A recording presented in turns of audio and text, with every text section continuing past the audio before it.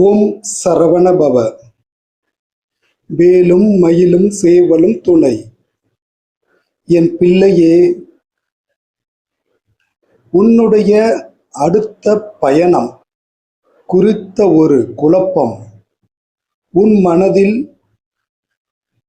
ஓடிக்கொண்டு இருக்கிறது. செல்லலாமா வேண்டாமா, செல்ல முடியுமா எனும் குழப்பம் உனக்குள் ஓடிக்கொண்டு உள்ளது. நிச்சயம் நீ பயணம் மேற்கொள்வாய். அந்த பயணம் உனக்கு ஒரு மாற்றத்தை தரும். உன் மனம் உன்னை குழப்பும் வேலையை சிறப்பாக செய்கிறது. ஆனால் நீ தெளிவாக இரு. வீட்டில் உள்ள முதியவர்கள் ஆரோக்கியம் பற்றி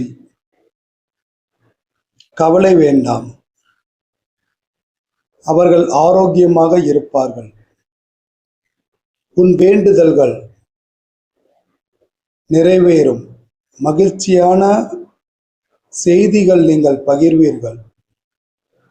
நேற்று இருந்த மனபாரம் இன்று இருக்காது. மனம் அமைதியாக இருக்கும். முருகன் காட்டும் வழியில் செல்லும் என் வாழ்க்கை பயணம் நன்மையானதாகவே இருக்கும் என்று பதிவிடு. எல்லாம் நன்மையில் முடியும்.